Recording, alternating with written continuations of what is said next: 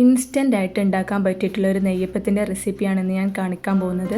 നമ്മൾ സാധാരണ നെയ്യപ്പം ഉണ്ടാക്കുമ്പോൾ അതിലേക്ക് പച്ചരി കുറച്ച് നേരത്തെ കുതിർത്ത് വെക്കണം, പിന്നെ അത് അരച്ചെടുത്ത് കുറച്ച് ടൈം റെസ്റ്റ് ചെയ്യാൻ വേണ്ടി മാറ്റി വെക്കണം ഒക്കെ വേണം. പക്ഷേ ഇന്ന് കാണിക്കുന്നതിൽ അതിൻ്റെ ഒന്നും ആവശ്യമില്ല, അരിപ്പൊടിയെ നമ്മൾ യൂസ് ചെയ്യുന്നില്ല. അപ്പം ഞാനിവിടെ ഉണ്ടാക്കാൻ പോകുന്നത് നല്ല ടേസ്റ്റി ആയിട്ടുള്ളൊരു നെയ്യപ്പമാണ്. അപ്പോൾ നമുക്കിത് ഉണ്ടാക്കി നോക്കാം.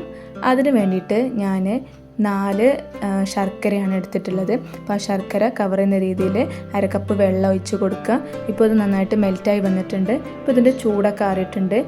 ഇനി ഒരു മിക്സിയുടെ ജാർ എടുത്തിട്ട് അതിലേക്ക് 1 കപ്പ് റവ എടുക്കുന്നുണ്ട്. പിന്നെ അതിലേക്ക് ഞാൻ 1/2 കപ്പ് മൈദയും കൂടി എടുക്കുന്നുണ്ട്. പിന്നെ ഒരു 4 ഏലക്കായും കൂടി അതിലേക്ക് ഇട്ട് കൊടുക്കുക. പിന്നെ നമ്മൾ ചൂടാറിയിട്ടുള്ള നമ്മുടെ ശർക്കരപ്പാനി ഇതിലേക്ക് ഒഴിച്ച് കൊടുക്കുക.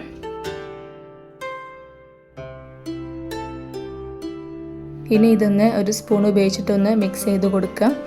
ഇങ്ങനെ മിക്സ് ചെയ്ത് കൊടുക്കുമ്പോൾ കുറച്ചും കൂടി വെള്ളത്തിൻ്റെ ആവശ്യമുണ്ട്. അപ്പോൾ ഞാനിതിലേക്ക് ഒരു 1/4 കപ്പ് വെള്ളം കൂടി ഇതിലേക്ക് ഒഴിച്ച് കൊടുക്കുന്നുണ്ട്. ഇനി അടുത്തതായിട്ട് ഇതിലേക്ക് ഞാൻ 1/2 ടീസ്പൂൺ നല്ല ജീരകം കൂടി ഇട്ട് കൊടുക്കുകയാണ്.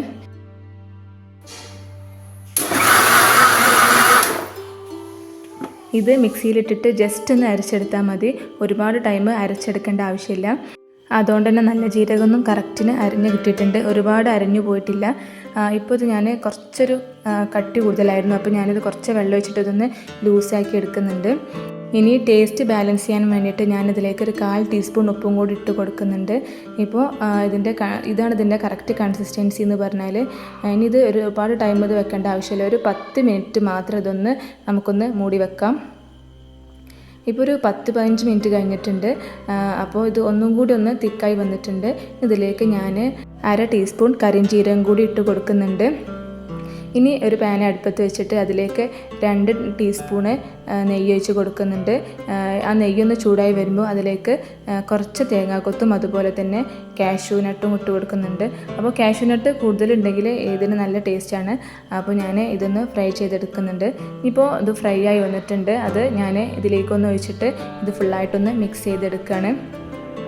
ഇനി നമ്മുടെ ബാറ്റർ റെഡി ആയിട്ടുണ്ട്. ഇനി നമുക്കിത് നെയ്യപ്പം ചുട്ട് തുടങ്ങാം. അതിന് വേണ്ടിയിട്ട് ഞാൻ ഒരു ഇരുമ്പിൻ്റെ ഒരു ചട്ടിയാണ് എടുത്തിട്ടുള്ളത്.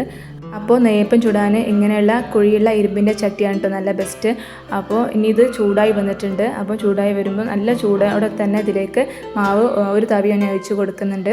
അപ്പം ഇതിൻ്റെ ഫ്ലെയിം എന്ന് പറഞ്ഞാൽ ഹൈ ഫ്ലെയിമിലിട്ടിട്ട് ഇത് കുക്ക് ചെയ്തെടുക്കരുത്. അപ്പം ഹൈ ഫ്ലെയിമിലിട്ട് അത് പെട്ടെന്ന് കരിഞ്ഞു പോകും. അതുകൊണ്ട് തന്നെ മീഡിയം ഫ്ലെയിമിൽ നിന്ന് കുറച്ചും കൂടി കൂടുതലായിട്ട് ഫ്ലെയിം കൂട്ടി കൊടുക്കുക. അങ്ങനെയാണെങ്കിൽ നല്ല പെർഫെക്റ്റ് ആയിട്ടുള്ള നെയ്യപ്പം നമുക്ക് കിട്ടും.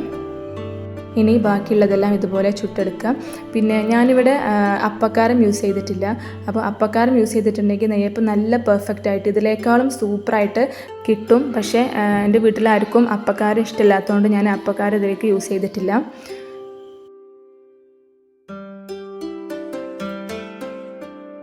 പിന്നെ ഇതിലേക്ക് നമ്മൾ മെയിനായിട്ടും യൂസ് ചെയ്തത് റവയാണല്ലോ. അതേപോലെ തന്നെ ഇത് മിക്സിയിലിട്ടിട്ട് ജസ്റ്റ് ഒന്ന് ക്രഷ് ചെയ്തെടുത്തിട്ടുള്ളൂ. അതുകൊണ്ട് തന്നെ ഇതിൻ്റെ ബാറ്റർ നല്ലൊരു തരിയാണ്. അപ്പോൾ അങ്ങനെ തരി ഉണ്ടായതുകൊണ്ട് തന്നെ ഇത് കഴിക്കാൻ നല്ല ടേസ്റ്റാണ്. വളരെ എളുപ്പത്തിൽ ഉണ്ടാക്കാൻ പറ്റിയ ഈ നെയ്യപ്പം നിങ്ങൾ എന്തായാലും ഒന്ന് ഉണ്ടാക്കി നോക്കുക. എന്നിട്ട് നിങ്ങൾക്ക് ഇഷ്ടപ്പെട്ടിട്ടുണ്ടെങ്കിൽ ലൈക്ക് ചെയ്യുക. അതേപോലെ നിങ്ങളുടെ ഫീഡ്ബാക്കും രേഖപ്പെടുത്താൻ മറക്കരുതേ.